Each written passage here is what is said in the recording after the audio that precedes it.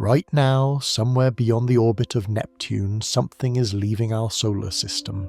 You cannot see it with your eyes. You cannot track it with most telescopes. But if you could follow its trajectory backward through time, you would find yourself standing in a control room 3 months ago, watching a curve collapse on a screen and listening to silence where there should have been noise.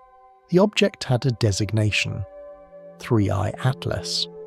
The third confirmed visitor from interstellar space, a wanderer, a fragment of some distant stellar nursery, cast into the void millions of years before Earth had oceans. It arrived on a trajectory so steep, so impossibly fast, that no force within our solar system could have placed it there. Hyperbolic, unbound, a thing passing through. Astronomers tracked it for weeks as it fell toward the sun. They had seen this before, twice. Oumuamua in 2017, silent and strange. Tsai Borisov in 2019, a comet bleeding gas and dust like any other. Each interstellar visitor taught us something about the architecture of other stars, the debris scattered between worlds, the universal grammar of planetary birth. 3I Atlas seemed destined to join that quiet catalogue. Another stone, another data point. No one expected it to do what it did. Perihelion, closest approach to the Sun, was predicted for March 14, 2024, the moment when the object would skim the chromosphere at 0.08 astronomical units, less than 8 million kilometres from the surface of our star, close enough to touch the solar wind, close enough to burn. The models were clear. At that distance, surface temperatures would spike past 1800 Kelvin. Any water ice, frozen gases, volatile compounds, all would sublime in seconds. The object would brighten, it would develop a coma, a glowing halo of liberated molecules catching sunlight. It might fragment. Most small bodies do. Tidal forces and thermal stress crack them apart, turning stone into rubble and rubble into dust. But 3 Atlas was not small, not exactly. Spectroscopic analysis suggested a diameter between 300 and 400 meters, a mountain tumbling through vacuum, dark and metallic, reflecting only 6% of visible light. The surface appeared rich in nickel and iron silicates, materials common in the debris disks around young stars. It rotated once every 7.3 hours, a slow, steady spin. You could imagine it, a dark shard drifting through the furnace glow, shadow and fire, a body forged in the collision wreckage of some ancient protoplanetary disk, now testing itself against a star it would never orbit. The instruments were ready. Solar observatories, coronagraphs, radio telescopes across 3 continents. NASA's Parker Solar Probe, then looping through its own perihelion pass, was repositioned to catch a glimpse. The European Space Agency coordinated observation windows. Universities streamed data in real time. Everyone wanted to see what happens when interstellar matter meets solar fury. And then, for 11 minutes, something went wrong. The light curve, a graph tracking the object's brightness over time, began to collapse. Not slowly, not smoothly. It dropped in 3 distinct steps, each lasting 2 to 3 minutes, as if the object were dimming in controlled intervals. The brightness fell by 52%. Telescopes lost visual contact. Against the sun's glare, 3I Atlas became a ghost. A smudge of darkness barely distinguishable from instrument noise. At first, Mission Control assumed a technical glitch. Solar flares can blind sensors. Coronal mass ejections create interference. But the surrounding data was clean. No flare events. No instrument errors. The sun itself remained steady, a yellow furnace burning with its usual 778 Kelvin serenity. And then, the spike. A pulse of radiation bloomed around the coordinates where 3 Atlas should have been. Not visible light, infrared, short-wavelength thermal, the kind of signature you see when something absorbs energy and converts it to heat. The pulse lasted 14 seconds. Instruments detected a brief surge in X-ray emissions localized, flickering like a match struck in the dark. Then silence. 11 minutes after it vanished, 3i Atlas reappeared. But it was different. The reflectivity had changed. Where it once bounced back 6% of incident light, it now returned only 2.8%. Darker, denser. As if the surface had been transformed, scorched, fused, compressed into something harder and quieter. Radar pings sent from Earth returned clean, flat echoes, no internal structure, no cavities, just a shell. One astronomer reviewing the data stream in real time said it aloud before anyone else dared to. It didn't sublimate, it didn't crack, it absorbed. The telemetry was unmistakable. While most matter near the Sun loses mass, shedding molecules into space, vaporizing, fragmenting, this object seemed to have gained density, not volume, density. The gravitational signature, faint but measurable, suggested an increase in mass-to-radius ratio of approximately 4 to 6%. You could model it 100 ways. Collapse of internal voids due to thermal stress, sintering of surface materials under extreme heat, phase transitions in exotic ices. But none of those explanations addressed the central strangeness. The object had passed through conditions that should have destroyed it and emerged heavier, darker, and more coherent. The next observation came 3 hours later from a radio observatory in Chile.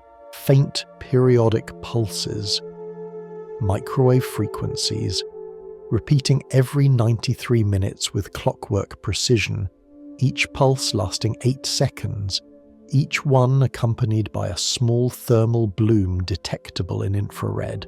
Not random, not chaotic, not the kind of emissions you expect from a tumbling rock still cooling from perihelion. This was rhythm, pattern, a heartbeat. The lead astrophysicist on the observation team sent a single-line message to the international network. We need to rethink what we're looking at. Because for the first time in the history of solar system science, an object had not merely survived close approach to the Sun. It had not simply endured the fire. Somewhere in those 11 minutes of dimming and silence, in that brief burst of radiation, and the slow return to visibility, 3i Atlas had done something else entirely. It had fed, and now, as it climbed back out toward the outer system, moving at 34 kilometers per second, trailing a faint halo of ionized plasma that pulsed in time with those radio signals, the question was no longer, what is it? The question was, what is it doing? You're standing on a planet orbiting a star, looking out at an object that passed within 8 million kilometers of our Sun and came away changed. You're watching data streams from instruments scattered across your world, all pointing at a single dark speck retreating into the black, all whispering the same uncomfortable truth. We have seen comets fall apart. We have seen asteroids crack and bleed. We have watched ice turn to gas and stone to dust.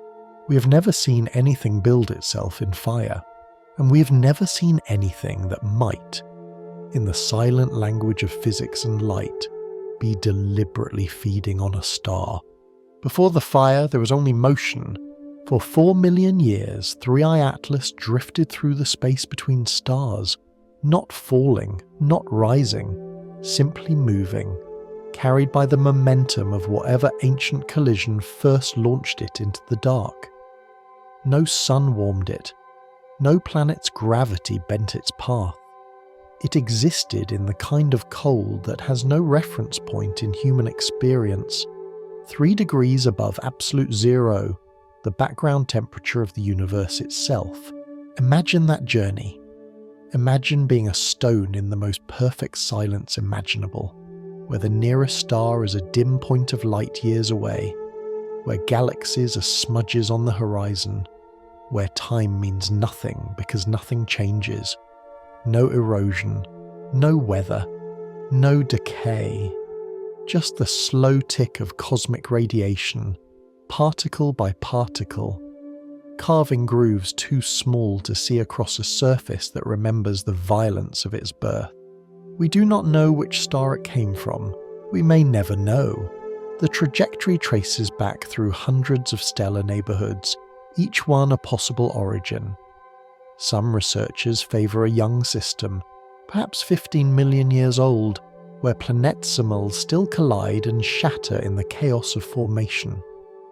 Others point to the spectroscopic signature, those hints of nickel and iron silicates, and suggest something older, a fragment from a system that lived and died before our sun ever formed. The metallicity is too high for primordial material, too structured for a mere shard of protoplanetary disk. What we know is this. Sometime in the deep past, 3 Atlas was ejected. Perhaps a gas giant's gravity flung it outward during planetary migration. Perhaps a close stellar encounter disrupted its home system, scattering debris across light years. Perhaps it formed in the disk of a binary star, torn between 2 suns until one day it broke free. It left, and it kept leaving, outward into the galactic disk, through clouds of hydrogen and dust, past the faint gravitational pull of passing stars. It became what astronomers call a rogue, an object belonging to no system, bound to no star, a permanent exile carrying the chemical fingerprint of a world it would never see again. For 4 million years it travelled, and then, in the autumn of 2023, it crossed an invisible line.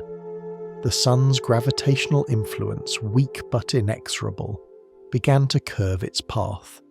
Not enough to capture it, the velocity was too high for that, but enough to bend the trajectory inward, pulling it into a long, steep plunge toward the inner solar system. This is when we first saw it.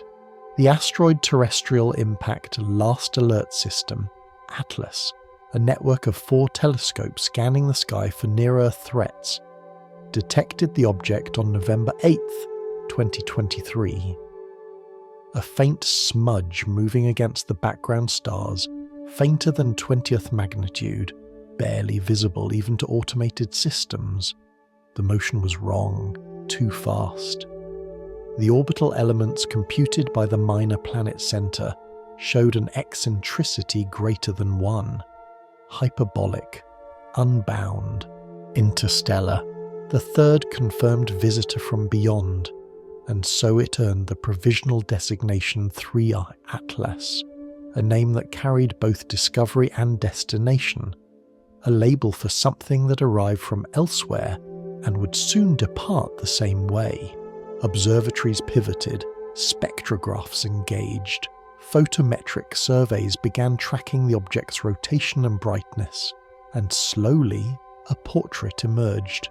The rotation period, 734 hours, clean and stable, no tumbling, no precession. The kind of spin you expect from a body that has been shaped by its own rotation over geological time, smoothed and balanced by centrifugal force. The light curve showed minimal variation, less than 0.2 magnitudes, suggesting an almost spherical profile, or at least no extreme elongation. Not a needle, not a shard. Something closer to an egg or a lens.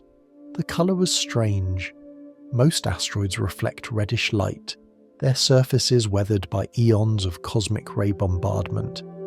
Comets glow blue-white when active, their ice and organics catching sunlight. 3I Atlas sat in between, a pale neutral grey with hints of metallic sheen in certain wavelengths. The albedo, the fraction of light it reflected, was extraordinarily low, just 6%, darker than charcoal, darker than most carbonaceous asteroids. Only fresh lunar regolith and certain metallic surfaces approach that level of absorption. Spectroscopy revealed iron, nickel, magnesium silicates, the building blocks of rocky worlds and their shattered remains. But the ratios were unusual. Too much metal for a typical asteroid. Not enough carbon for a comet nucleus.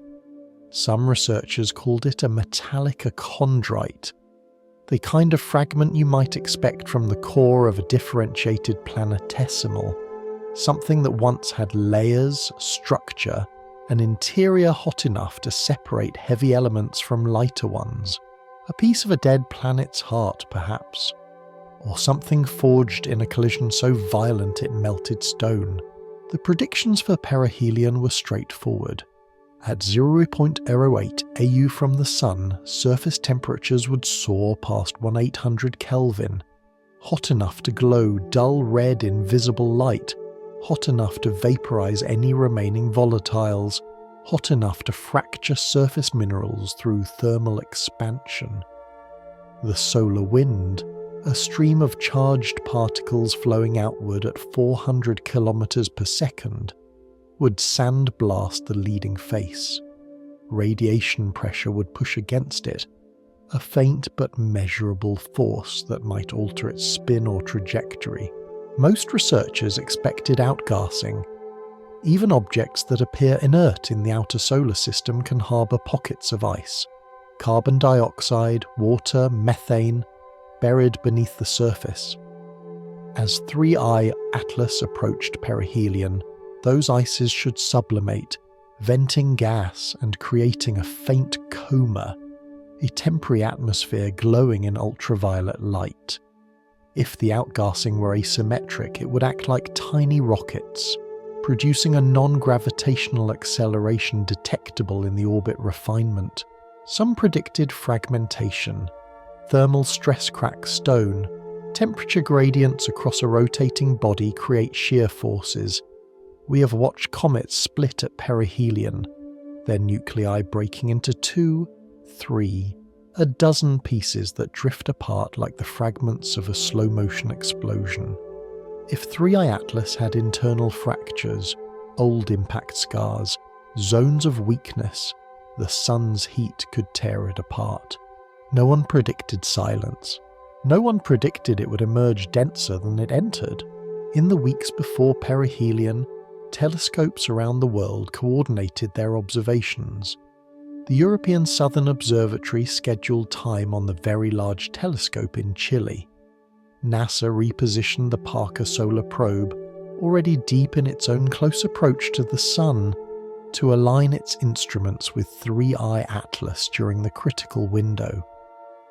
Radio observatories from Arecibo to the Parkes dish in Australia were put on alert. Even amateur astronomers contributed, tracking the object's position and brightness as it brightened from 18th magnitude to 14th, then 12th, then finally naked eye visibility at magnitude 6 for anyone watching from a dark site in the southern hemisphere. The narrative was ready. Interstellar object meets our sun, science watches, data flows, understanding grows. Another chapter in the slow catalogue of the universe's debris. Another stone with a story. But on March 14th, 2024, at 11:23 Universal Time, when 3I Atlas reached its closest point to the Sun and slipped into the glare, the story fractured. 11 minutes later, when it emerged, nothing about the script made sense anymore. Because the universe, it turns out, does not always follow our predictions. Sometimes it listens to our models, nods politely, and then does something that forces us to question whether we understand the rules at all. We had seen comets bleed. We had seen asteroids crack. We had watched Oumuamua accelerate without outgassing, a mystery still unsolved. But we had never seen an object pass through fire and come back heavier. We had never seen something that looked, in the cold language of physics, like it had been waiting for this moment, waiting to touch a star, waiting to drink from the furnace, waiting to begin a process we could measure but not yet comprehend. And now, with the object climbing back out toward the orbit of Mars, trailing that faint halo of ionized plasma and emitting those steady rhythmic pulses every 93 minutes, the question settled into every observatory, every data center, every late-night conversation between scientists who thought they understood how matter behaves. What was 3i Atlas before the Sun? And what exactly did the Sun make it become? The data arrived on waves, transmitted from instruments scattered across 2 continents and 3 spacecraft, all converging on the same impossible conclusion. 3i Atlas was not burning. It was regulating. Temperature is supposed to be simple. You approach a heat source. You get hotter. You move away, you cool. The curve should be smooth, predictable, following the inverse square law of radiative transfer. Every comet, every asteroid, every piece of cosmic debris we have ever studied obeys this pattern. The closer to the Sun, the hotter the surface. The farther away, the cooler. A single rising curve followed by a single falling curve, symmetrical and clean. 3i Atlas did not follow the curve. Instead, its thermal signature rose in 3 distinct plateaus, each one lasting between 2 and 4 minutes, each one separated by brief intervals where the temperature held steady before climbing again. Imagine a staircase instead of a ramp. Imagine a system absorbing heat, pausing, absorbing more, pausing again, as if testing each new level of energy input before committing to the next. The first plateau occurred at 920 Kelvin. Surface materials at that temperature glow faintly in the infrared, invisible to human eyes but brilliant to thermal cameras. The object held that temperature for 3 minutes and 40 seconds, while its distance to the Sun continued to decrease. By all models, it should have been climbing toward 200 Kelvin. Instead, the thermal output flatlined. Then it jumped, not gradually. The infrared signature spiked upward in less than 30 seconds, settling at the second plateau, 1340 Kelvin. Again, it held.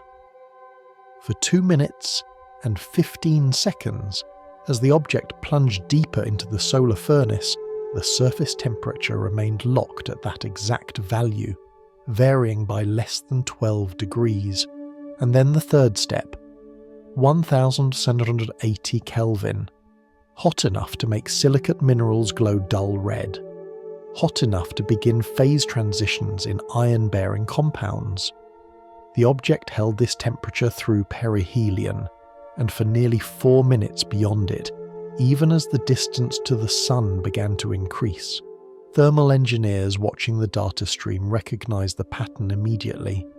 It looked like a spacecraft managing re-entry heat, like a probe descending through an atmosphere, shedding energy in controlled bursts through ablative shields or heat sinks, like something designed to survive extremes not by enduring them passively, but by actively managing the flow of energy from surface to interior.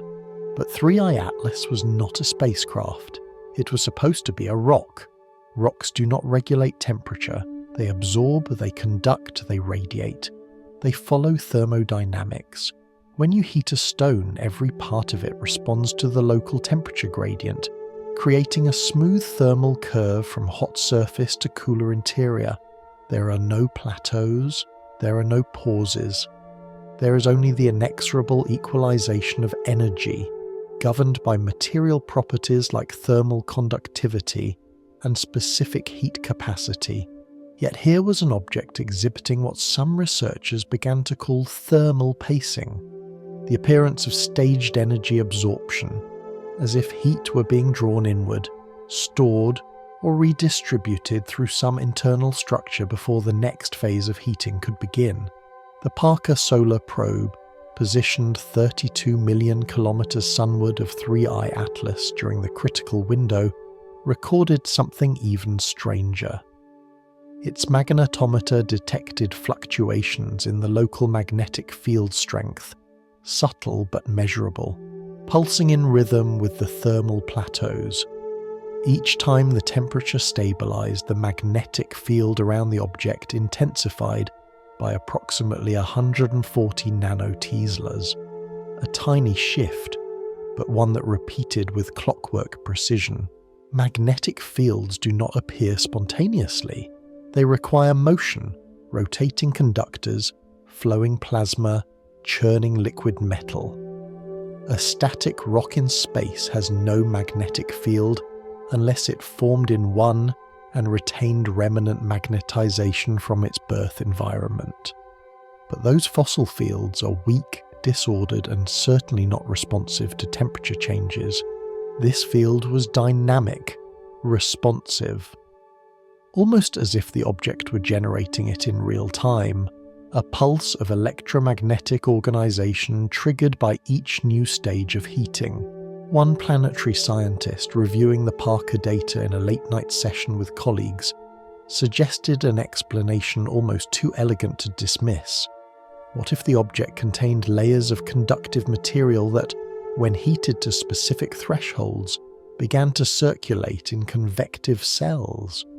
What if the interior was not solid stone but something more complex, a mix of metal and rock, perhaps honeycombed with voids or chambers that allowed heat to flow in organized patterns? It was possible. Differentiated asteroids, the remnants of molten protoplanets, sometimes have metallic cores and rocky mantles. If 3E Atlas were a fragment of such a body, thermal expansion during perihelion could drive internal convection, generating transient magnetic fields as liquid metal moved through the structure. But convection requires sustained heating over long timescales. It does not happen in stages. It does not pause. And it certainly does not synchronize perfectly with external temperature plateaus visible on the surface. Another hypothesis emerged from the radio astronomy team at the Parkes Observatory in Australia. They had been tracking 3I Atlas in the microwave spectrum, searching for thermal emissions in wavelengths that reveal subsurface temperatures rather than surface glow. What they found defied easy interpretation. The object was emitting in two distinct thermal layers. The surface radiated at the expected temperatures, those three plateaus climbing toward 1,880 Kelvin. But beneath that, at a depth estimated to be somewhere between 10 and 30 meters, another thermal signature appeared.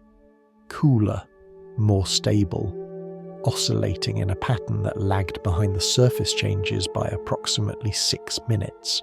It was as if heat were being drawn downward, absorbed by some internal reservoir, buffered and delayed before finally radiating back out.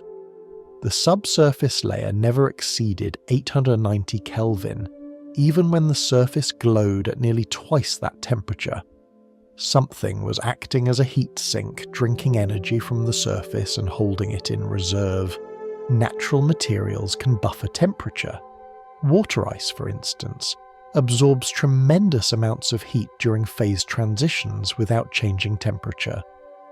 But 3I Atlas had no ice. Spectroscopy confirmed that.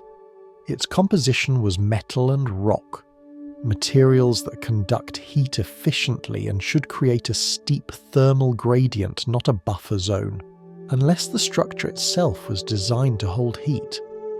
Unless the interior was not homogeneous but organized, perhaps in layers of alternating conductivity, creating a thermal capacitor that could absorb energy and pulses and release it slowly over time. The word designed hung in the air during those early analysis meetings, unspoken but present. Scientists avoid it. Design implies intention, and intention implies intelligence. And that is a door most researchers prefer to leave closed until every other explanation is exhausted. But the data kept pushing toward that door, gently, persistently, with the quiet insistence of mathematics that refuses to fit the expected models. By the time 3I Atlas passed perihelion and began its outbound journey, the thermal signature had shifted again. The surface temperature dropped, but not smoothly. It descended in the same stair-step pattern it had used to climb, 3 distinct cooling plateaus mirroring the heating phases almost exactly. The object released its stored energy in controlled pulses, each one lasting just over 2 minutes, each one synchronized with those faint magnetic fluctuations and microwave emissions. It cooled like a machine powering down, like a system returning to standby mode after completing a high-energy operation.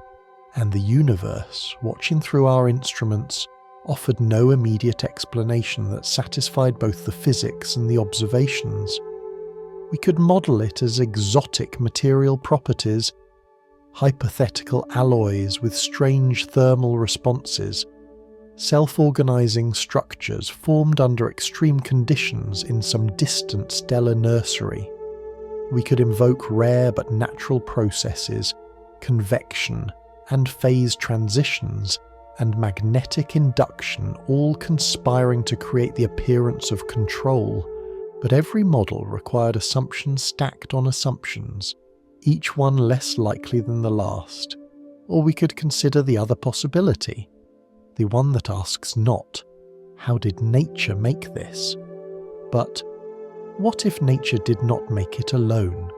What if, 4 million years ago, something left its home system carrying the tools to survive the journey between stars, to drift through the cold, inert and silent, until it found a sun, any sun, and used that star's energy to wake itself from the long sleep of interstellar space? What if we had just watched the activation sequence? The instruments kept recording, the data kept flowing, and 3I Atlas, now outbound past the orbit of Venus, continued its slow rotation under a surface that had changed from dull grey to something darker, smoother, almost polished, something that had been tested by fire and emerged not weaker, but optimized. There was a moment, buried in the telemetry logs from March 14th, that no one talks about in official reports. It lasted 9 seconds. It occurred at 11:26:33 Universal Time, 3 minutes and 10 seconds after perihelion. And in those 9 seconds, the Sun lost something. The Solar Dynamics Observatory, positioned in geosynchronous orbit above Earth, was recording the Sun's corona in extreme ultraviolet wavelengths when it happened. A routine observation, 1 frame every 12 seconds, capturing the seething atmosphere of plasma that extends millions of kilometers above the solar surface. Loops and filaments of ionized gas, twisted by magnetic field lines, glowing at temperatures exceeding 1 million Kelvin. At 11:26:33, one of those filaments moved, not the usual motion, the slow writhing of plasma following magnetic field lines, the gradual rise and fall of coronal loops. This was different. A bright arc of material, approximately 18,000 kilometers wide at its base, suddenly extended outward from the Sun's surface toward the coordinates where 3I Atlas was passing. The filament stretched across 340,000 kilometers in less than 6 seconds, reaching toward the object like a thread pulled taut, and then the density dropped. Instruments aboard Parker Solar Probe measuring the local plasma environment recorded a sudden depletion. The number of charged particles per cubic centimeter, normally around 400 ions in that region of the corona, fell to 140. The drop was localized, confined to a cylinder of space roughly 800 kilometers in diameter, centered on 3I Atlas itself. For 9 seconds, it was as if the object was sitting inside a bubble of emptiness, a void carved into the Sun's atmosphere. The plasma did not explode outward. It did not dissipate into space. It simply vanished from the instrument's view, its electromagnetic signature fading as if the particles themselves had ceased to exist in that volume. At the same moment, 3i Atlas brightened in There was a moment, buried in the telemetry logs from March 14th, that no one talks about in official reports. It lasted 9 seconds. It occurred at 11:26:33 Universal Time, 3 minutes and 10 seconds after perihelion. And in those 9 seconds, the Sun lost something.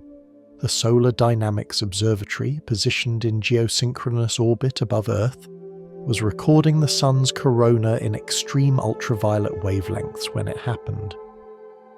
A routine observation, 1 frame every 12 seconds, capturing the seething atmosphere of plasma that extends millions of kilometers above the solar surface. Loops and filaments of ionized gas, twisted by magnetic field lines, glowing at temperatures exceeding 1 million Kelvin. At 11:26:33, one of those filaments moved, not the usual motion, the slow writhing of plasma following magnetic field lines, the gradual rise and fall of coronal loops. This was different.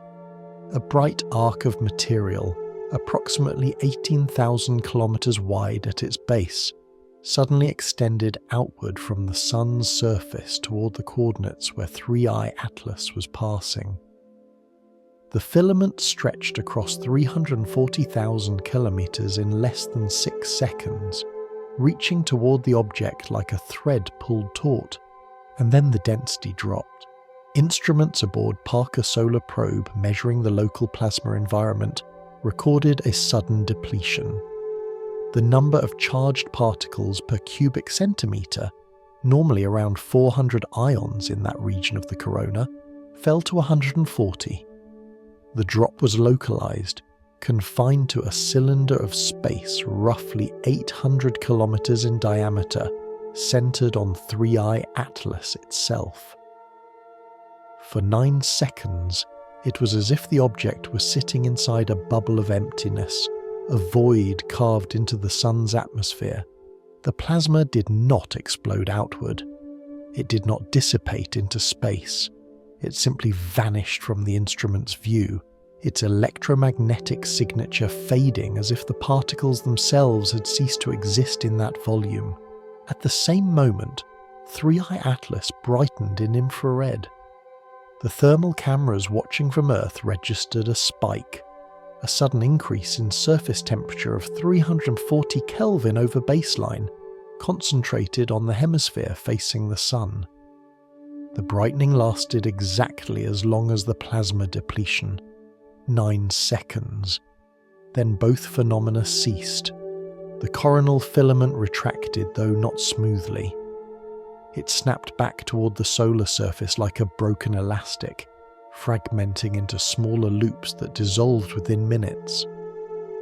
The local plasma density around 3i Atlas returned to normal levels, the particles flooding back into the region as if summoned, and the object continued on its trajectory, now 09 AU from the Sun and climbing, its surface temperature settling into the 3rd thermal plateau.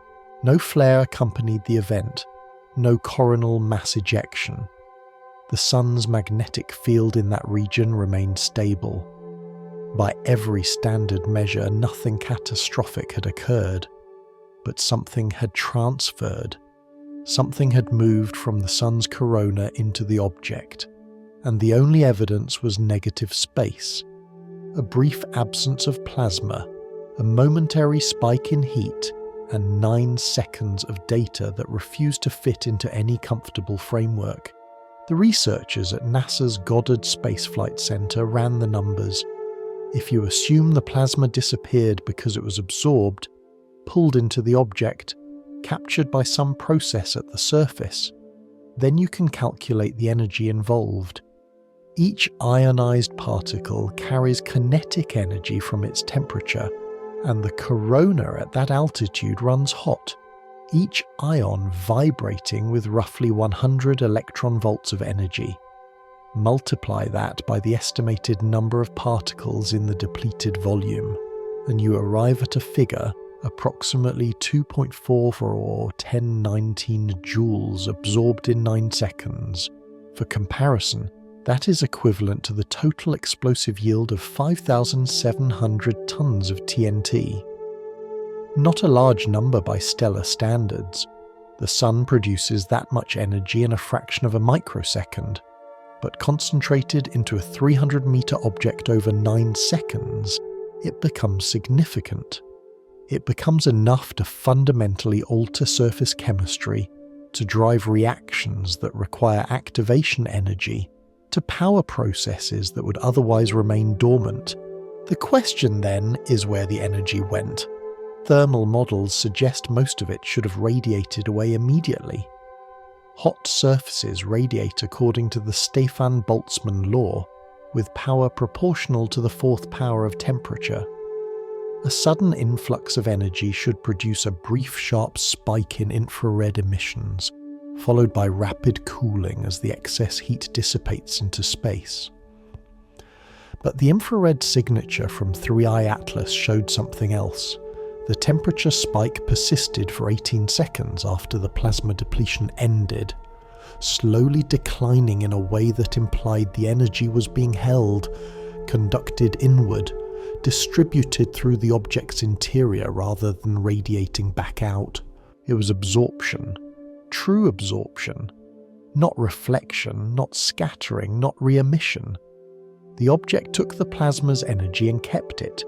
There is a term used in industrial engineering, active capture. It describes systems designed to extract energy from a flowing medium, turbines in a river, solar panels under sunlight, heat exchangers in a reactor. The medium flows, the system intercepts, and energy transfers from one to the other according to the efficiency of the interface. Nature rarely achieves active capture at high efficiency. Most natural processes are lossy, dissipative, converting energy into waste heat or random motion.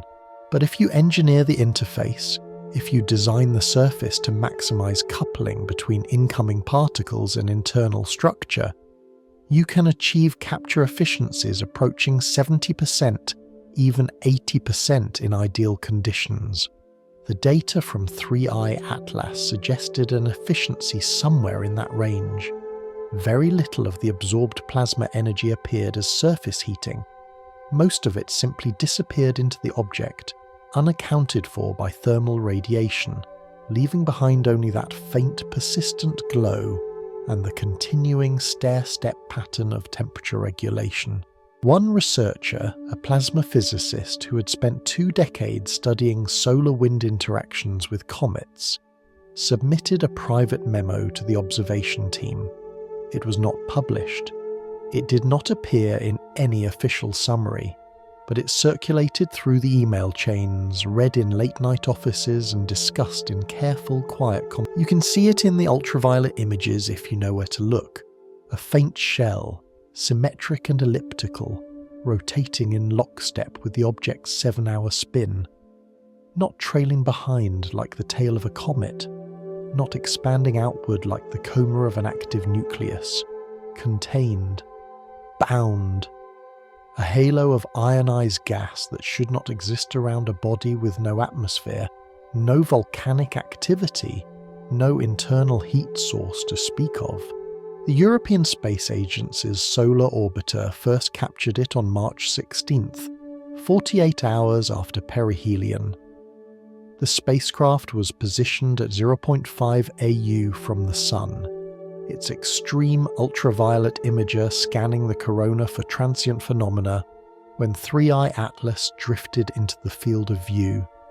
What appeared on the screen was unexpected, a roughly spherical glow surrounding the object, extending approximately 100 kilometers from its surface, brightest in wavelengths, corresponding to ionized oxygen and carbon, plasma.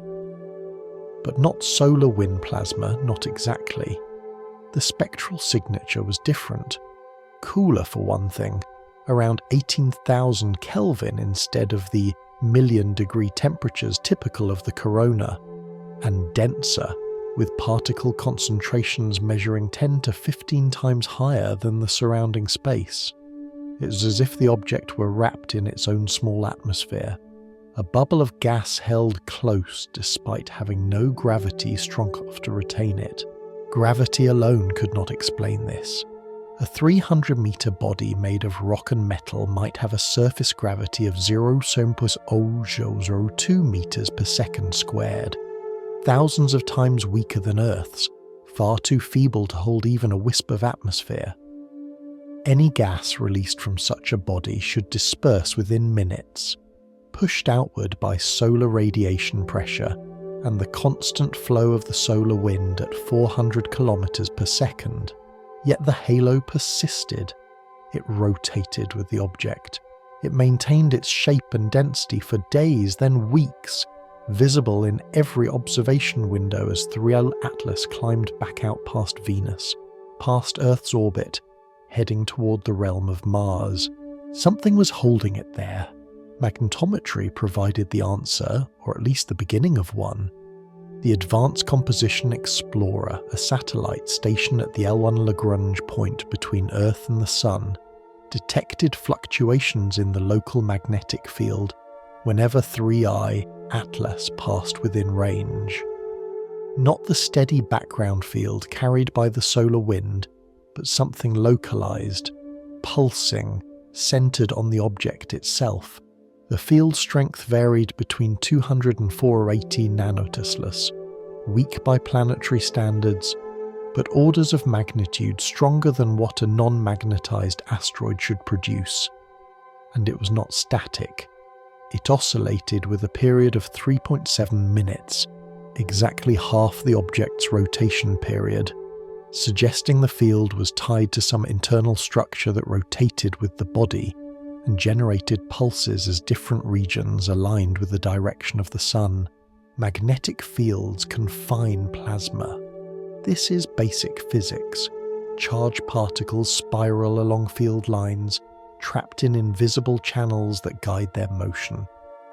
Earth's magnetosphere does this on a planetary scale, capturing solar wind particles and holding them in radiation belts that persist for years.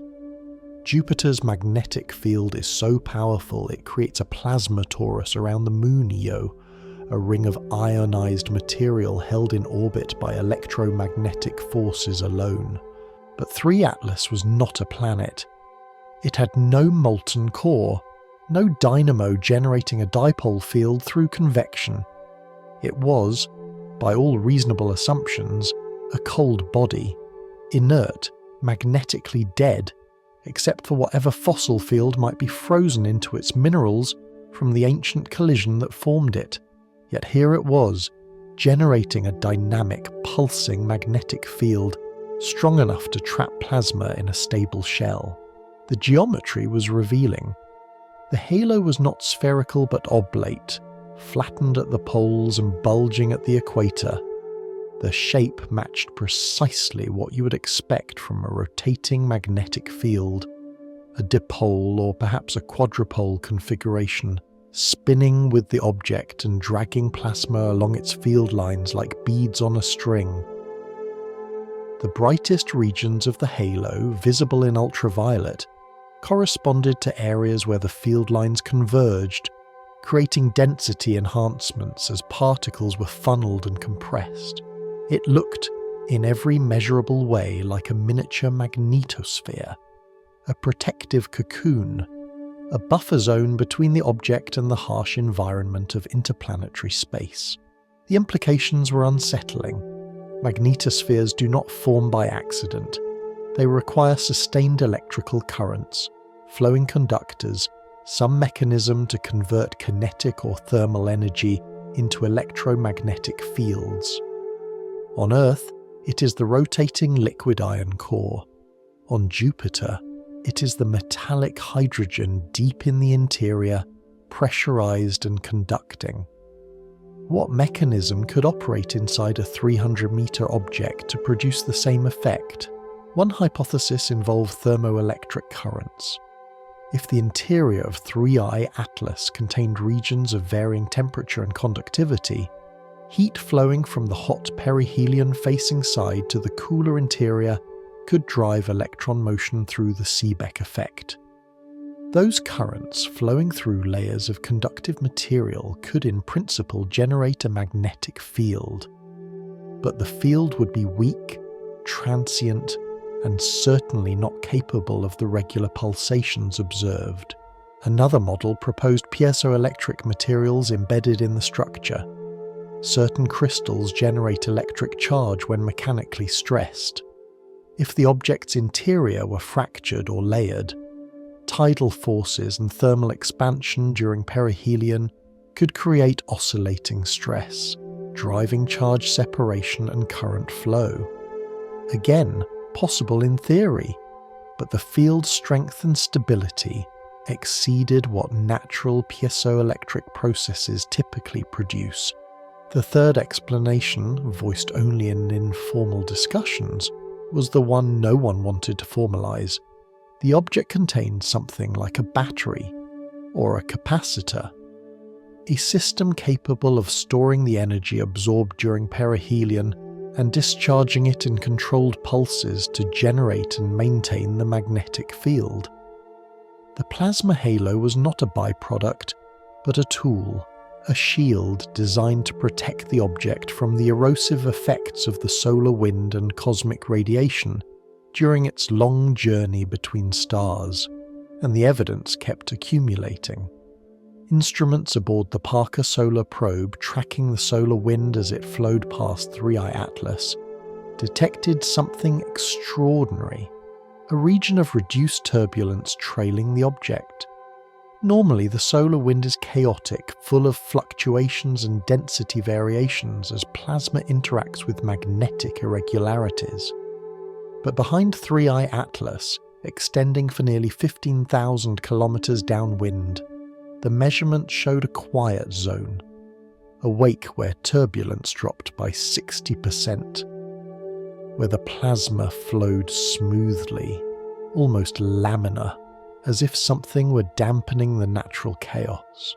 Scientists called it the shadow, a region where the magnetic field and plasma halo of 3I Atlas created a stabilizing influence on the surrounding space, smoothing out the solar wind's roughness and leaving a trail of calm in its passage. Shadows require obstacles. They require something solid, something that interacts with the environment in a way that creates structure. A rock tumbling through space does not leave a magnetic shadow. It does not calm the solar wind. It does not wrap itself in plasma and rotate inside a cocoon of its own making. But a system designed to survive the interstellar medium might. A system that needed to protect itself from high-energy particles, from radiation damage, from the slow erosion of millions of years in the void between stars. A system that could store energy near a sun and use that energy to power a shield, to maintain a buffer, to create a local environment just stable enough to preserve whatever lay beneath the surface. The observations continued. The magnetic field pulsed on, every 3.7 minutes, strong and regular as a heartbeat.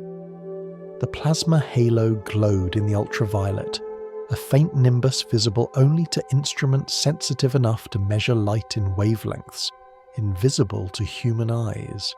And behind 3 Atlas, the quiet zone persisted, a trailing wake of ordered space marking its passage through the chaos. The object was not just surviving the solar wind, it was shaping it, organizing it, creating around itself a small pocket of stability in the turbulent flow of particles streaming outward from the sun. And we, watching from our telescopes and spacecraft, recording every fluctuation and every pulse, were left with the growing realization that whatever 3I Atlas was, natural marvel or ancient machine, it had mastered something we were still learning. How to build a fortress out of nothing but magnetism and light, and how to carry that fortress across the gulf between stars, Mass is supposed to be conserved. It is one of the fundamental principles, a law so basic that entire branches of physics rest on its foundation. Matter does not appear from nothing. It does not vanish into nothing. It transforms, rearranges, changes state, but the total amount remains constant. 3I Atlas violated that principle, or at least it appeared to. The first hint came from orbital mechanics. As observatories tracked the object's trajectory through April and into May, refining its path with increasing precision, a discrepancy emerged in the calculations. The object's motion did not quite match the predictions based on its pre-perihelion mass estimates. It was decelerating slightly more than expected under solar gravity alone, as if it had become heavier, as if the sun's pull had marginally more purchase on it than the model suggested. Gravitational influence scales with mass.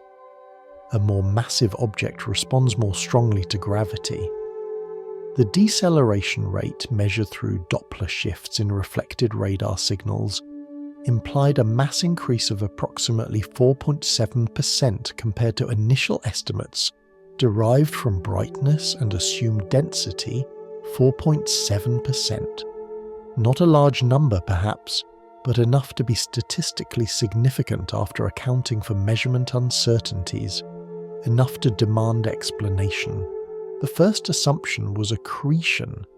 Perhaps 3I Atlas had swept up material during its passage through the inner solar system. Dust, charged particles, micrometeorites. Perhaps the plasma halo had acted as a net, capturing stray atoms and ions and gradually adding mass to the object. But the calculations showed this was impossible. The density of matter in interplanetary space is vanishingly small, a few particles per cubic centimetre. Even if 3I Atlas captured every atom it encountered during its months-long journey, the accumulated mass would be negligible, fractions of a percent at most. The second assumption was outgassing in reverse. Perhaps the object had not lost volatiles at perihelion, but somehow retained them, or recondensed ejected material back onto its surface through electrostatic attraction or magnetic funneling. But spectroscopy showed no evidence of surface ices or volatile deposits. The albedo remained low, the spectrum unchanged.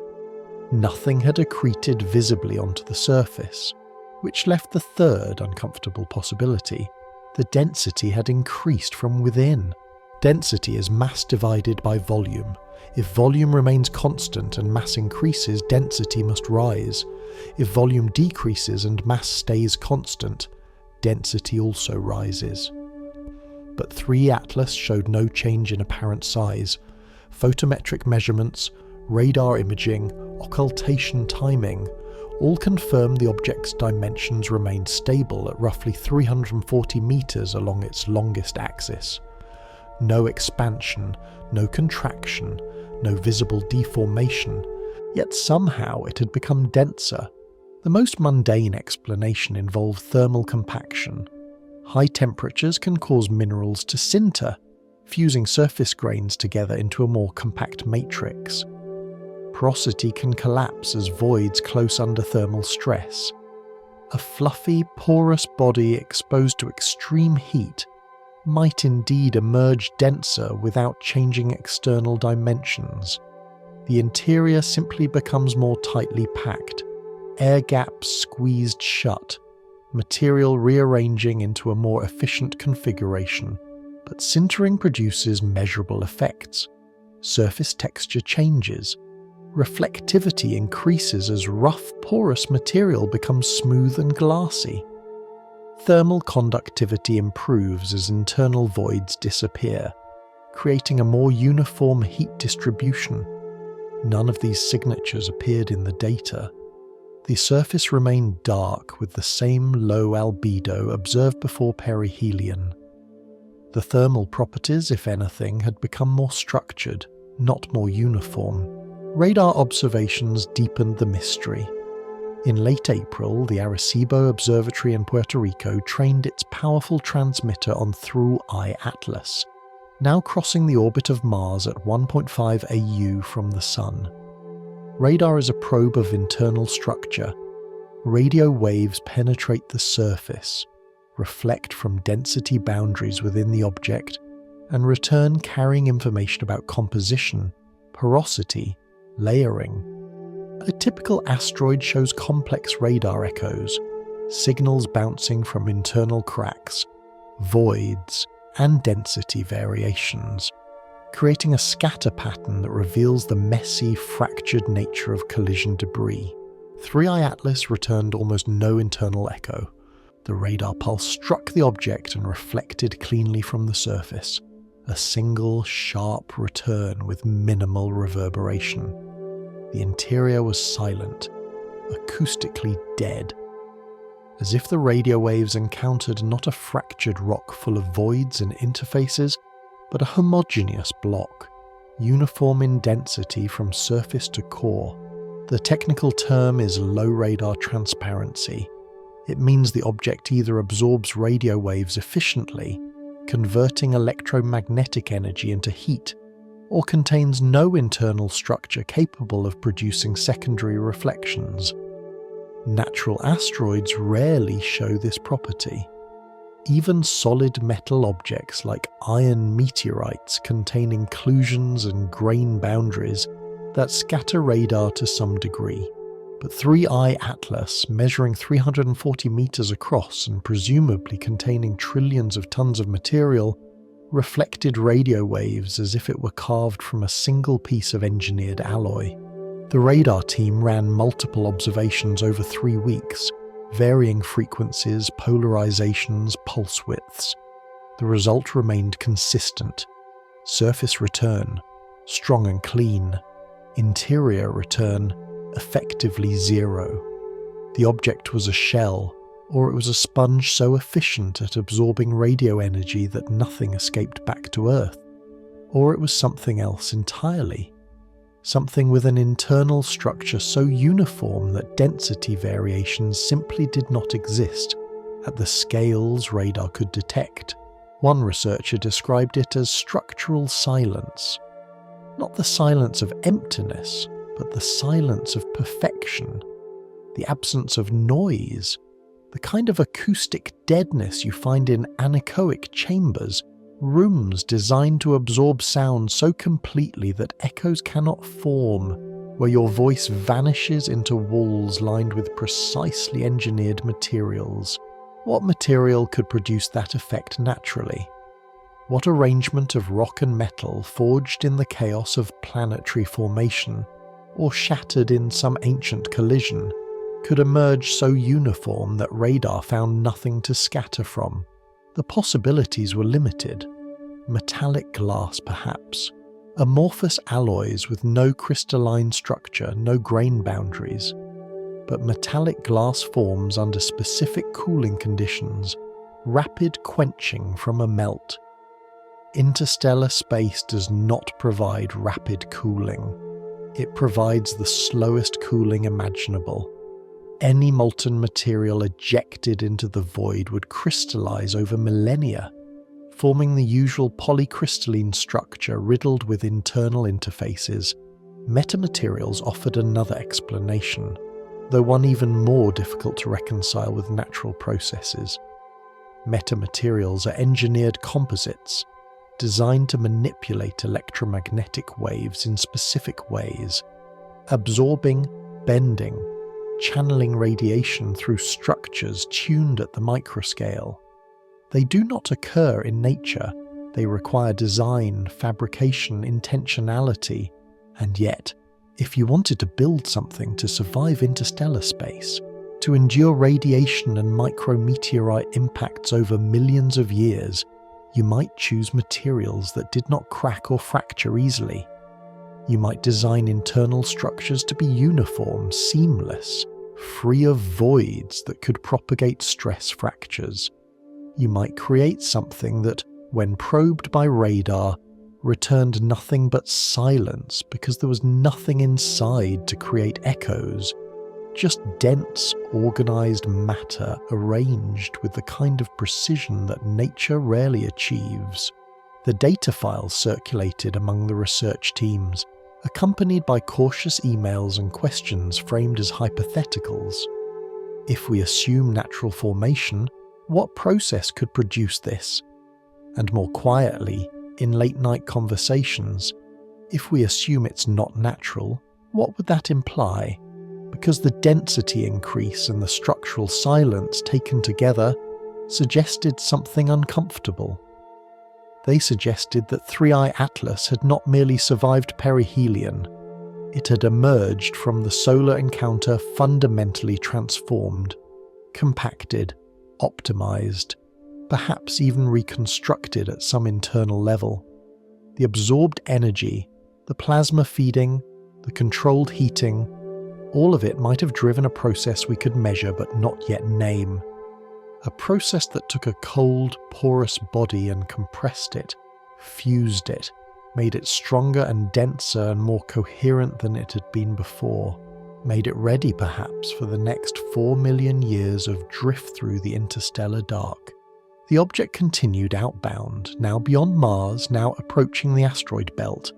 Its rotation remained stable, its magnetic field pulsed on. And inside that dark, silent interior, something had changed. Something we could detect through the absence of echoes, through the increased pull of gravity, through the realization that whatever 3I Atlas was now, it was more coherent, more unified, more structurally perfect than any natural body we had ever encountered. The universe can create wonders.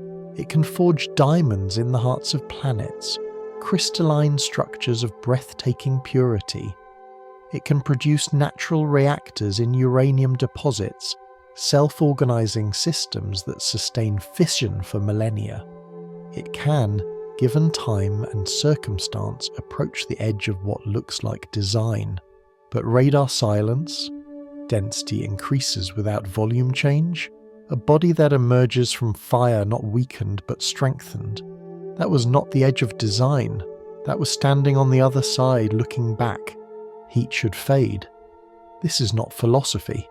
This is thermodynamics, the second law, the inexorable march toward equilibrium. A hot object in cold space radiates its energy into the void, infrared photons carrying warmth away until temperatures equalize. The process is exponential. Rapid at first, then slower, asymptotically approaching the background temperature of the universe. 2.7 Kelvin, the faint afterglow of the Big Bang itself. 3I Atlas did not fade the way it should have. 6 weeks after perihelion, when the object had climbed past the orbit of Mars and the solar flux had dropped to a fraction of what it experienced near the Sun, infrared telescopes were still detecting thermal emissions far above expected levels. The surface temperature, which should have cooled to perhaps 180 Kelvin by that distance, hovered instead around 340 Kelvin. Not hot by stellar standards, but twice what simple radiative cooling models predicted. Something was keeping it warm. The temperature did not hold steady. It oscillated. A sinusoidal wave, rising and falling with a period of 93 minutes, the peaks reaching 370 Kelvin and the troughs dropping to 310 Kelvin. The pattern repeated with metronomic precision, cycle after cycle, visible in every infrared observation from late April through early June. The amplitude remained constant. The frequency never drifted. It was as if an internal clock governed the thermal output, pulsing energy to the surface in regular intervals. Natural radioactive decay can warm objects from within. Isotopes like potassium-40, uranium-238, and thorium-232 release heat as they decay, a slow burn that can persist for billions of years. Large bodies like Earth maintain molten cores partly through this process. But 3I Atlas was small. Even if it contained elevated concentrations of radioactive elements, the total heat output would be measured in milliwatts, not the kilowatts needed to explain the observed temperature excess. Nor could residual heat from perihelion explain the persistence. The object had absorbed significant energy during its solar encounter, certainly, but thermal models accounting for material properties, surface area, and radiative efficiency all converged on the same timeline. The excess heat should have dissipated within 2 weeks. By mid-April, 3i Atlas should have cooled to equilibrium with solar radiation at its distance from the Sun. Instead, it remained stubbornly warm, and that warmth moved. Infrared mapping revealed something extraordinary. The hot regions on the object's surface did not stay fixed relative to the Sun. They rotated around the body in a pattern independent of the solar heating distribution. The warmer spot appeared on the southern hemisphere during one observation, then migrated toward the equator over the next rotation cycle, then shifted to the northern hemisphere, then back again. The motion traced a helix across the surface, completing one full spiral every 7 rotation period, roughly 50 hours. Heat flowing across a surface implies conduction, the transfer of thermal energy from hot regions to cooler ones through direct contact. But conduction follows gradients. It moves from hot to cold, driven by temperature differences, until equilibrium is reached. It does not spiral. It does not create travelling waves. It does not organise itself into patterns that repeat with clockwork regularity, unless the heat is being actively moved, pumped, circulated through some internal system that routes energy from one region to another according to a fixed architecture, a network of pathways designed to distribute warmth rather than simply let it radiate away. The microwave emissions tracked the thermal cycles perfectly. Every 93 minutes when the surface temperature peaked, a faint pulse of radio energy emanated from 3i Atlas, detectable by sensitive receivers on Earth. The frequency centered around 8.4 GHz, the wavelength of X-band radar, with a bandwidth of roughly 200 MHz.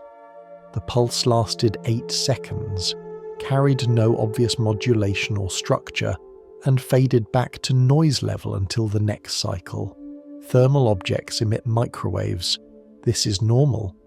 Blackbody radiation spans the entire electromagnetic spectrum, including radio wavelengths. But the intensity distribution should be smooth, continuous, governed by Planck's law. It should not pulse. It should not turn on and off in synchrony with surface temperature oscillations. The emissions implied something else, not passive thermal radiation, but active processes generating radio energy. Perhaps piezoelectric materials stressed by thermal expansion. Perhaps oscillating charge distributions as materials cycled through phase transitions.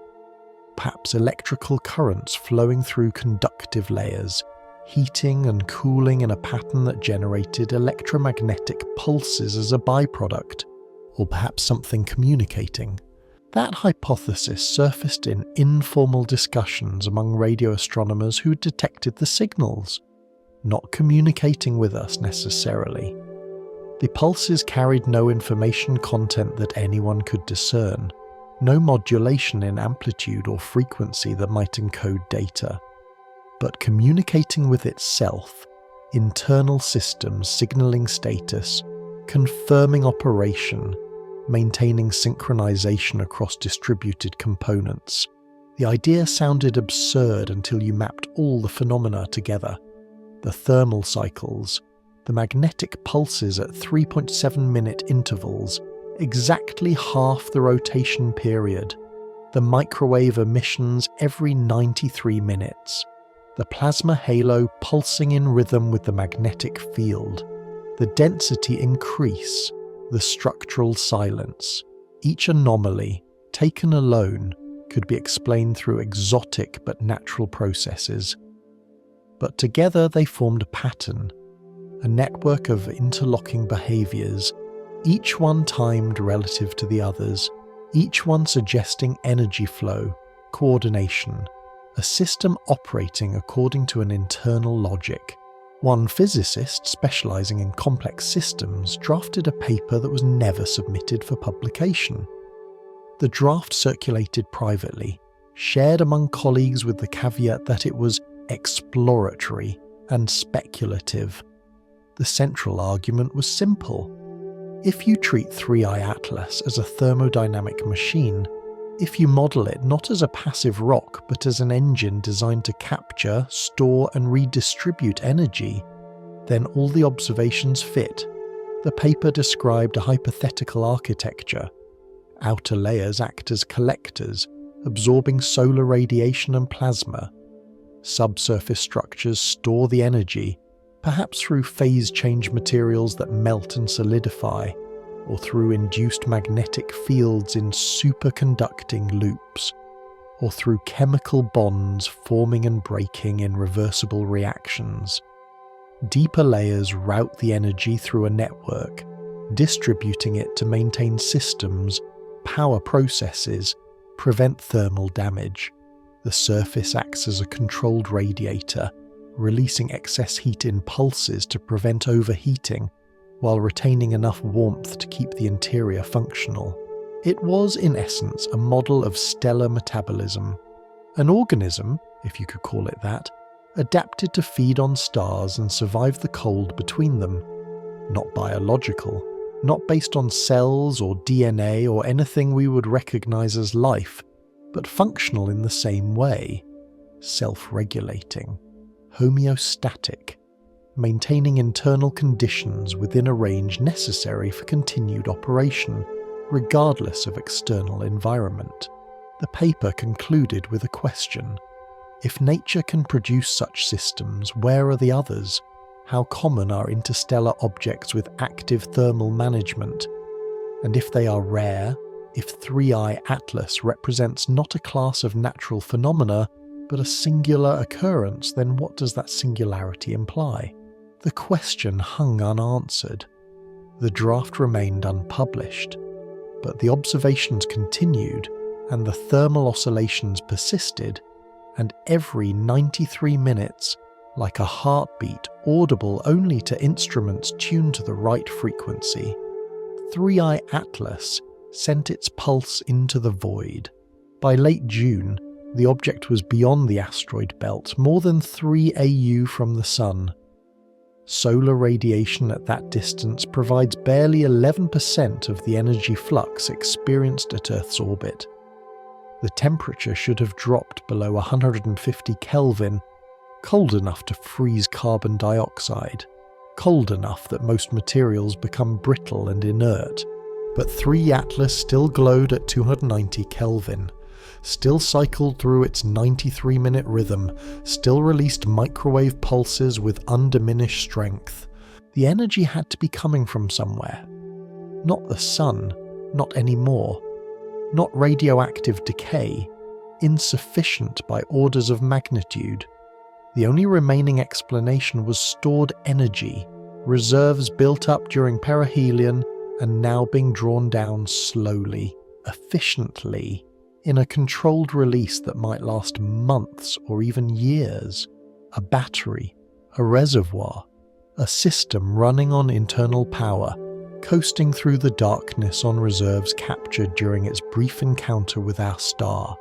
And we, watching from our distant observatories, tracking its fading infrared glow and counting the microwave pulses, were left with the knowledge that somewhere in the outer solar system, receding at 34 kilometers per second, something was still running, still operating, still alive if you could call it that, still executing whatever function it was designed or evolved and to perform.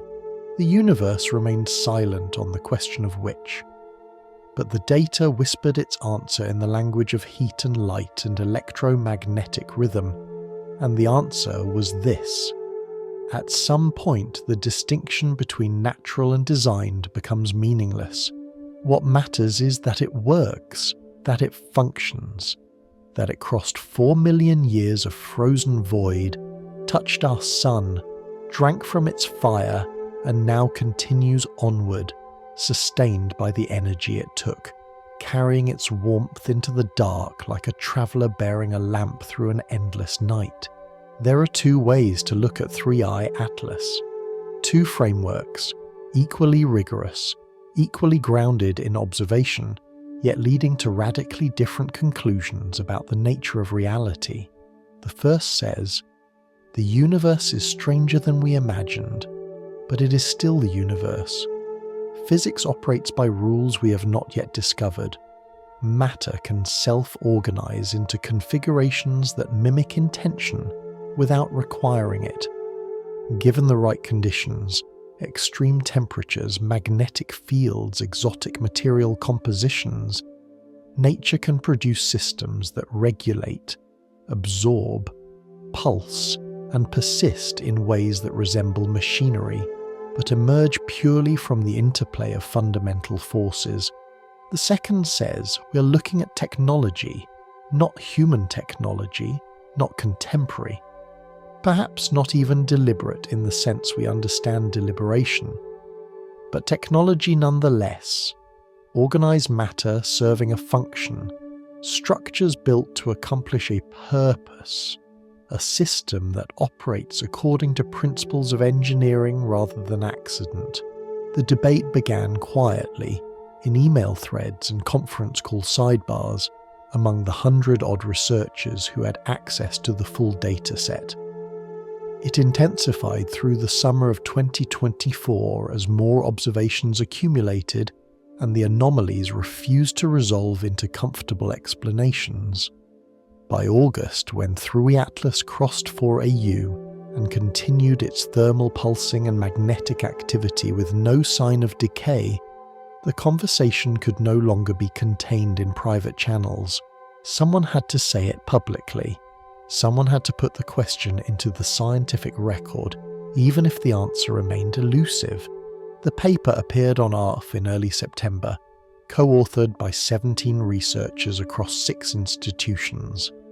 The title was deliberately neutral: Anomalous Thermal and Electromagnetic Properties of Interstellar Object 3I Atlas, Observations and Interpretation Challenges. It described the data. It presented the measurements. It outlined the difficulties in reconciling observations with standard models of cometry and asteroidal behavior. And in the final section, under alternative hypotheses, it laid out both frameworks. The natural explanation required accepting several propositions, each individually plausible but collectively demanding. First, that 3I Atlas formed in an environment unlike any we have directly observed, perhaps in the accretion disk of a magnetaire or in the debris field of a neutron star collision, where extreme conditions could produce exotic alloys and self-organizing structures. Second, that its internal composition includes materials with phase transition temperatures and thermal capacities precisely tuned to the perihelion environment it encountered, allowing staged heating and energy storage. Third, that its magnetic properties arise from remnant magnetization in crystalline structures amplified by thermal currents during perihelion. Fourth, that the radar transparency results from a fortuitous combination of material properties and internal geometry that absorb electromagnetic radiation with unusual efficiency. Each proposition was possible. Nature produces magnetars after all, neutron stars with magnetic fields a quadrillion times stronger than Earth's. Nature creates diamonds in the hearts of planets, self-assembling carbon lattices of extraordinary purity. Nature operates nuclear reactors in uranium deposits, sustaining fission for geological timescales.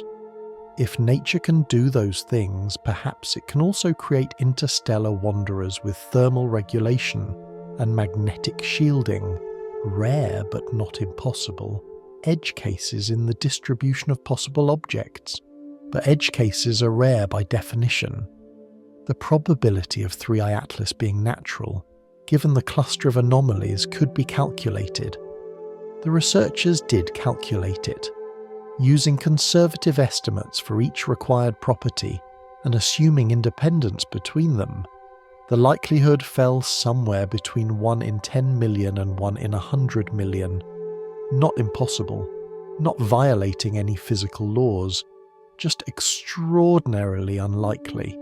The alternative interpretation required accepting a different kind of improbability, that we are not alone in building things. The paper did not use the word probe. It did not invoke extraterrestrial intelligence explicitly. It simply described a functional hypothesis, that 3i Atlas is a system designed to transit interstellar space using stars as energy sources. The perihelion passage was not an accident of trajectory but an operational phase, a feeding cycle during which the object absorbed solar plasma and radiation, stored that energy in internal reservoirs, and used it to power long-term processes: magnetic shielding, thermal regulation, structural maintenance. The design requirements were straightforward. To cross interstellar distances, an object needs durability. 4 million years is a long time, long enough for micrometeorite impacts to erode surfaces, for cosmic rays to damage materials, for thermal cycling to induce fractures. A successful interstellar vessel must be robust, perhaps built from materials that self-repair, or structured to root damage around critical systems, or simply so dense and uniform that wear accumulates too slowly to matter. It needs energy. The void between stars is cold and dark. Solar panels are useless when the nearest sun is light years away. But if you can store energy harvested during stellar encounters, if you can build a battery capacious enough to last millions of years between recharges, then you can cross the gaps. Each star becomes a refueling station, each perihelion passage a brief moment of activity in an otherwise dormant journey. It needs navigation, not active propulsion necessarily. The object's trajectory appeared entirely ballistic, shaped by gravity alone, but perhaps subtle course corrections, small adjustments using magnetic interactions with the interstellar medium or solar wind pressure on the plasma halo. Nothing dramatic, just enough to aim toward the next star to ensure the wandering does not become hopelessly lost in the galactic dark, and it needs a reason. This is the part the paper did not address, because science does not answer why questions easily. If 3i Atlas is technology, what is its function? Exploration? Measurement? Seeding? Simply surviving? Propagating itself across the galaxy by feeding on stars and continuing onward indefinitely? Or perhaps no reason at all in the human sense. Perhaps it is a remnant of some ancient infrastructure, built by a civilization long gone, still operating because that is what it was made to do. A machine outliving its creators, drifting through the cosmos, functional but purposeless. A ghost of intent carried on momentum and the faint warmth of captured starlight. The scientific community reacted with predictable caution. Some researchers endorsed the natural explanation, pointing to the vast unexplored parameter space of planetary formation and the likelihood that extreme environments produce exotic outcomes we have yet to witness. Others found the cluster of anomalies too coordinated to dismiss, suggesting that further observation should be prioritized and that assumptions about the rarity of interstellar technology might need revision. No one claimed certainty. No one declared the mystery solved. The debate continued, careful and measured, in journals and conferences, each camp marshalling data and models to support their interpretation while acknowledging the limits of current knowledge. But outside the formal literature, in the conversations between researchers who had spent months analysing 3i Atlas, a quieter consensus emerged. Not about what it was, but about what it implied. If natural, physics is far richer than we thought, capable of producing self-regulating systems that blur the line between matter and machine. The universe contains structures we would call alive if we encountered them on Earth. Not biological, but functional, adaptive, persistent. And if one such object exists, there are likely others, a whole population of exotic wanderers carrying the signature of their violent birth through the galaxy. If artificial, we're not the first to build. Somewhere, somewhen, another intelligence faced the problem of crossing interstellar distances and solved it. And the solution was not faster-than-light travel or generation ships or any of the science fiction paradigms we imagined. The solution was patience. The solution was designing something that could wait, that could drift, that could touch a star every few million years and continue its journey sustained by that brief encounter. Both possibilities were profound. Both required expanding our understanding of what is possible, and both left the same uncomfortable question. How many others are out there? 3I Atlas is the third confirmed interstellar visitor. Oumuamua arrived in 2017, strange and elongated, accelerating without visible outgassing. Tuoz Borisov arrived in 2019, conventional and cometary, behaving as expected. Now, 3I Atlas, exhibiting properties that defy comfortable categorization. 3 objects in 7 years. Statistically, that implies thousands passing through the solar system every century, most too faint or too fast to detect.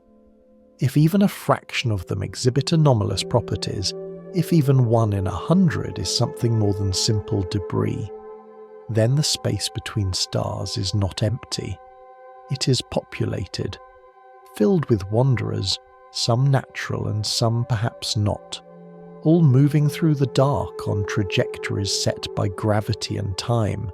We built our telescopes to look outward, to see distant stars and galaxies, to map the universe at scales of billions of light years.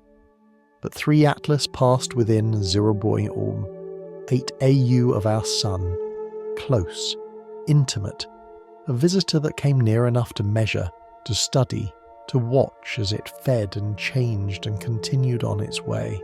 And the question is no longer whether such objects exist. The question is whether we are ready to acknowledge what they might mean. Whether we can hold in our minds the possibility that the universe is not a collection of isolated islands separated by dead vacuum, but a web threaded with travelers carrying energy and perhaps information and perhaps intention across the vast distances, turning the galaxy into something less empty than we believed. The data sits in archives, available to anyone with the clearance and the interest. The thermal curves, the magnetic pulses, the radar silence, the density shift, all of it recorded, preserved, waiting for future researchers to revisit with new instruments and new theories. 3. Atlas does not care what we conclude. It continues outbound, now beyond 5 AU, now approaching the orbit of Jupiter. Still warm, still pulsing, still wrapped in its plasma halo and trailing its quiet zone through the solar wind. Still operating, whatever that means. Still doing what it was made or evolved to do. And we, standing on our small world orbiting an ordinary star, can only watch it go and wonder which interpretation we'll tell our children when they ask what we saw in the sky that year.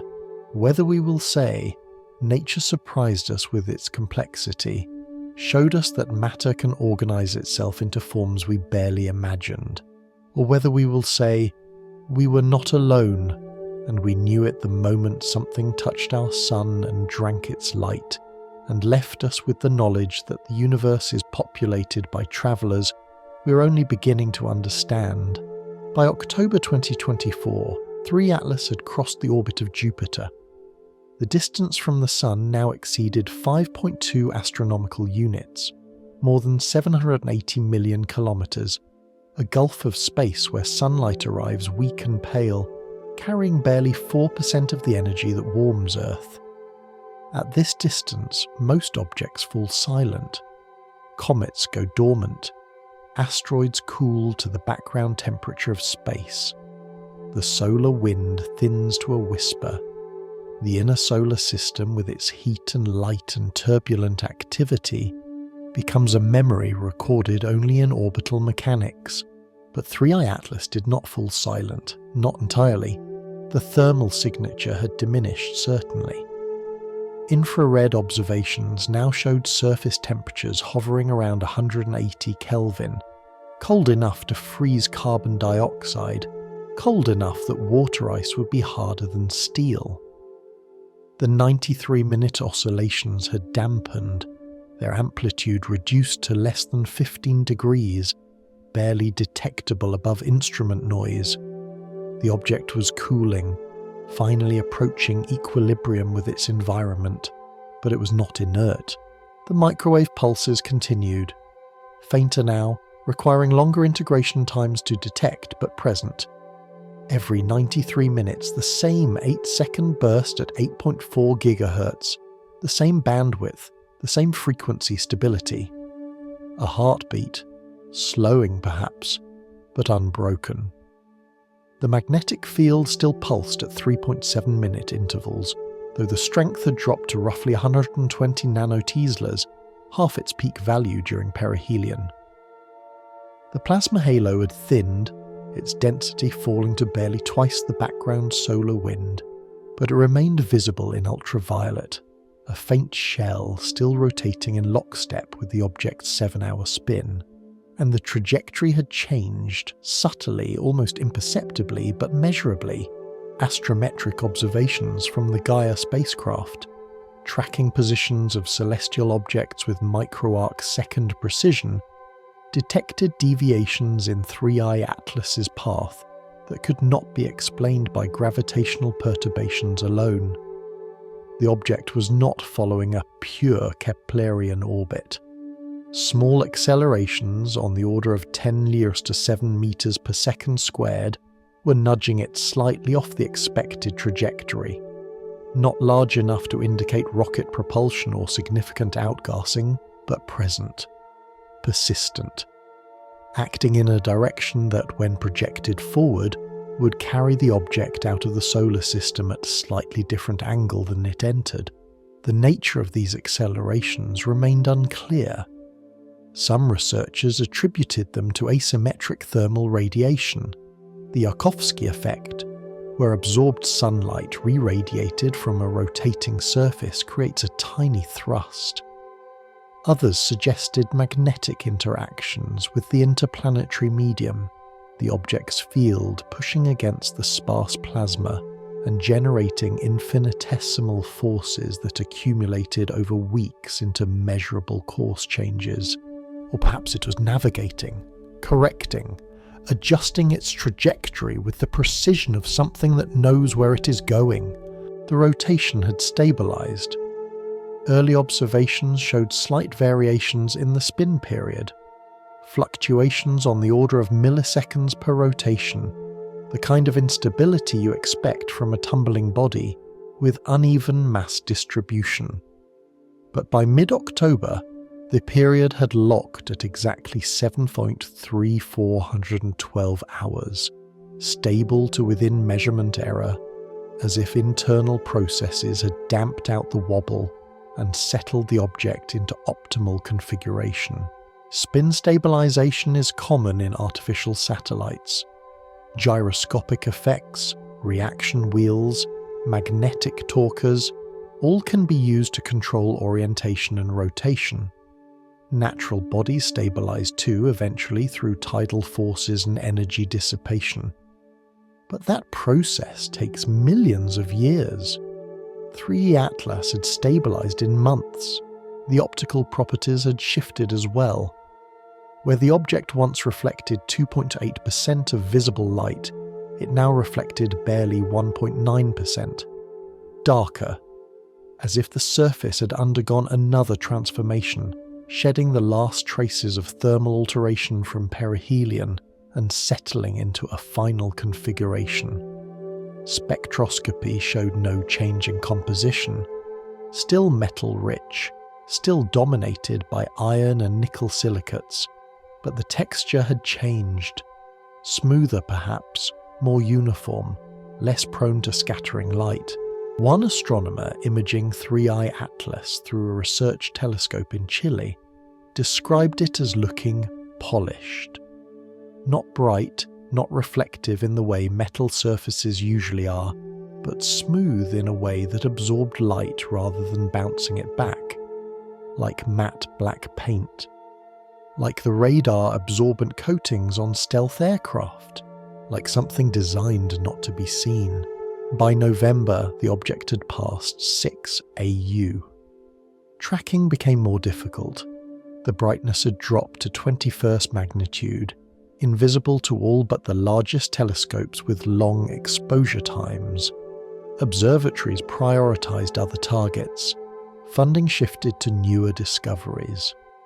The initial excitement faded as the science moved from observation to analysis, from watching in real time to processing data and writing papers. But a few instruments kept watching. Automated surveys, radio telescopes with scheduled monitoring windows, satellites with nothing better to do than track objects in the outer solar system. And they saw 3I Atlas settle into what one researcher termed standby mode. The thermal output flatlined at 165 Kelvin. The oscillations ceased. The microwave pulses continued, but their timing stretched, the interval growing from 93 minutes to 95, then to 98, as if an internal clock were winding down, conserving energy, extending the time between pulses to make the stored reserves last longer. The magnetic field persisted, faint but stable, creating a miniature magnetosphere that still deflected the solar wind and maintained the plasma halo. The quiet zone trailed behind, narrower now, but present. Evidence that the object still shaped its environment, still interacted with the space through which it moved, and the trajectory remained hyperbolic, outbound, unbound from the sun's gravity. Velocity, 34.2 kilometers per second relative to the solar system's center of mass, enough to escape, enough to return to interstellar space, and continue the journey that had brought it here 4 million years ago. No one knew where it was going. Projecting the trajectory backward suggested an origin somewhere in the direction of the constellation Cygnus, but the uncertainties were large. The possible source stars numbered in the thousands. Projecting forward offered no more clarity. 3I Atlas would pass within a light year of another star in approximately 300,000 years, somewhere in the direction of Orion, but the exact identity of that star, and whether the object would adjust its course to intercept it, remained questions without answers.